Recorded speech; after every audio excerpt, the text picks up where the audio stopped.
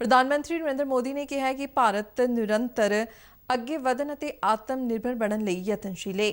ਆਕਾਸ਼ਵਾਣੀ ਦੇ ਮਨ ਕੀ ਬਾਤ ਪ੍ਰੋਗਰਾਮ ਰਾਹੀਂ ਦੇਸ਼ਵਾਸੀਆਂ ਨੂੰ ਸੰਬੋਧਨ ਕਰਦਿਆਂ ਉਨ੍ਹਾਂ ਕਿਹਾ ਕਿ ਸਾਡੀ ਵੱਲੋਂ ਕੀਤੀ ਗਈ ਹਰੇਕ ਕੋਸ਼ਿਸ਼ ਦੇਸ਼ ਨੂੰ ਵਧੇਰੇ ਸਮਰੱਥ ਅਤੇ ਆਤਮ ਨਿਰਭਰ ਬਣਾਉਣ ਵੱਲ ਹੋਣੀ ਚਾਹੀਦੀ ਹੈ। ਪ੍ਰਧਾਨ ਮੰਤਰੀ ਮੋਦੀ ਨੇ ਕਿਹਾ ਕਿ ਮਹਾਮਾਰੀ ਦੇ ਇਸ ਦੌਰ ਵਿੱਚ ਉਨ੍ਹਾਂ ਦੀ ਸਰਕਾਰ ਦਾ ਮਕਸਦ ਕੋਰੋਨਾ ਦੀ ਰੋਕਥਾਮ ਅਤੇ ਅਰਥਚਾਰੇ ਨੂੰ ਮਜ਼ਬੂਤ करना है। नहीं हो सकता साथियों, कोई भी मिशन पीपल्स पार्टिसिपेशन जन भागीदारी के बिना पूरा नहीं हो सकता, सफल नहीं हो सकता।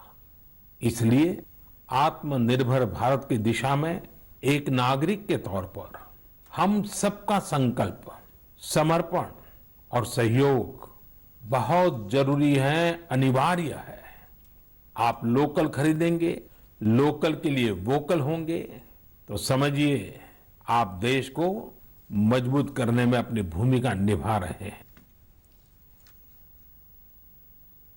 लद्दाख की गलवान घाटी में शहीद हुए जवानों को याद करदियां प्रधानमंत्री ने कहा कि देश दीयां सरहदां की राखी करदियां बलिदान देने वाले जवानों को सारा देश सिर झुकाउंदा है। उन्होंने कहा कि इन्हां बहादुरां दे बलिदान ते उन्हां दे परिवारक मैंबरां विच माण दी जो भावना है वही देश की असल ताकत है। प्रधानमंत्री ने कहा कि देश वधेरे ताकतवर होवे अते वधेरे समर्थ बने, इहो शहीद जवानों को सच्ची श्रद्धांजलि होवेगी। हमारे जो वीर जवान शहीद हुए हैं उनके शौर्य को पूरा देश नमन कर रहा है, श्रद्धांजलि दे रहा है। पूरा देश उनका कृतज्ञ है, उनके सामने नतमस्तक है। इन साथियों के परिवारों की तरह ही हर भारतीय इन्हें खोने का दर्द भी अनुभव कर रहा है। अपने वीर सपूतों के बलिदान पर उनके परिजनों में गर्व की जो भावना है, देश के लिए जो जज्बा है, यही तो देश की ताकत है। प्रधानमंत्री ने कहा कि कोई भी मुहिम लोक भागीदारी तो बिना सफल नहीं हो सकती। इसलिए आत्मनिर्भर भारत की दिशा में नागरिक के तौर पर साडा सारियां दा संकल्प, समर्पण और सहयोग बहुत जरूरी है। प्रधानमंत्री ने एक बार फिर लोकल ਲਈ वोकल का सद्दा दिता है। प्रधानमंत्री ने कहा कि देश के लोग भारत ਨੂੰ ਰੱਖਿਆ ਖੇਤਰ ਵਿੱਚ ਵੀ आत्मनिर्भर ਹੋਇਆ देखना चाहते हैं, जिस ਲਈ लगातार कोशिश की जा रही है। प्रधानमंत्री नरेंद्र मोदी ने कहा कि लद्दाख विच भारत की जमीन ते अख चुक के देखने वालियां नूं करारा जवाब मिलिया है। उन्होंने कहा कि इस दौरान दुनिया ने प्रभुसत्ता ते सरहदां की राखी करने लई भारत की ताकत ते वचनबद्धता देखी है। उन्होंने कहा कि जे भारत दोस्ती निभाउणा जाणदा है तां अखां विच अखां पा के ढुकवां जवाब देना भी भारत तों आउंदा है। प्रधानमंत्री ने कहा कि भारत की मित्रता अते भरोसे की परंपरा रही है अते इन्हां आदर्शां नाल ही असीं अगे वधदे रहांगे। भारत की भूमि पर आंख उठाकर देखने वालों को करारा जवाब मिला है।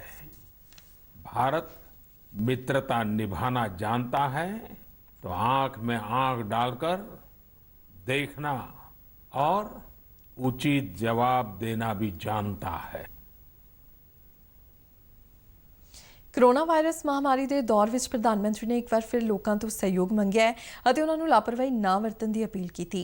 उन्होंने कहा कि देश लॉकडाउन विचों बाहर निकल के अनलॉक के दौर में पहुंच गया है, जिथे सानू कोरोना की रोकथाम और अर्थचारे को मजबूत बनाने पर ध्यान केंद्रित करना होगा। मोदी ने लोगों को सुचेत करदियां कहा कि जेकर असीं मास्क नहीं पहनते, शरीरक दूरी और होरनां सावधानियां का पालन नहीं करते तो असीं अपने आप दे नाल दूजियां नूं भी खतरे विच पा रहे हां। कोरोना के संकट काल में देश लॉकडाउन से बाहर निकल आया है। अब हम अनलॉक के दौर में हैं। अनलॉक के समय में दो बातों पर बहुत फोकस करना है। कोरोना को हरा। प्रधानमंत्री ने कहा कि इस अनलॉक के नाल दहाकियां तो कई सैक्टरां विच आई खड़ोत नूं भी दूर करने की कोशिश की गई है। उन्होंने कहा कि कोयला सैक्टर विच कमर्शियल नीलामी नूं मंजूरी देना स्थिति विच वड्डा बदलाव आया है। उन्होंने कहा कि कुछ दिन पहला पुलाड़ खेतर विच भी इतिहासिक सुधार किए गए ने, जिस नाल न केवल आत्मनिर्भर भारत अभियान नूं रफ्तार मिलेगी बल्कि देश टैक्नोलॉजी विच भी उन्नति करेगा। खेतीबाड़ी ऑर्डीनेंसा का जिक्र करदियां प्रधानमंत्री ने कहा कि इस नाल एक पासे तां किसानां नूं अपनी जिन्स किसी नूं भी अते किते भी वेचण की आज़ादी मिली है, उत्थे ही दूजे पासे उन्हां नूं वधेरे कर्ज मिलना भी यकीनी होया है। प्रधानमंत्री ने कहा कि किरत शक्ति का भी देश नूं अगे वधाउण विच वड्डा योगदान है। उन्होंने कहा कि इस बार मौसम विग्यानियां मुताबिक वधिया मॉनसून रहण नाल किसानां दा फसल उत्पादन भी बेहतर होण दी उम्मीद है। अब अनलॉक कर दिया गया है। इससे जहां एक तरफ किसानों को अपनी फसल कहीं पर भी किसी को भी बेचने की आजादी मिली है, वहीं दूसरी तरफ उन्हें अधिक ऋण मिलना भी सुनिश्चित हुआ है। ਪ੍ਰਧਾਨ ਮੰਤਰੀ ਨੇ ਕਿਹਾ ਕਿ ਇਸ ਵਾਰ ਅਸੀਂ ਭਗਵਾਨ ਗਣੇਸ਼ ਦੀਆਂ ਈਕੋ ਫ੍ਰੈਂਡਲੀ ਮੂਰਤੀਆਂ ਦੀ ਪੂਜਾ ਕਰ ਸਕਦੇ ਹਾਂ, ਜਿਸ ਨਾਲ ਵਿਸਰਜਨ ਮੌਕੇ ਪਾਣੀ ਵਿੱਚ ਰਹਿਣ ਵਾਲੇ ਜੀਵ ਜੰਤੂਆਂ ਨੂੰ ਬਚਾਇਆ ਜਾ ਸਕਦਾ ਹੈ। ਇਸੇ ਦੌਰਾਨ ਪ੍ਰਧਾਨ ਮੰਤਰੀ ਨੇ ਲੋਕਾਂ ਨੂੰ ਜਲ ਸੰਭਾਲ ਦੀ ਵੀ ਅਪੀਲ ਕੀਤੀ।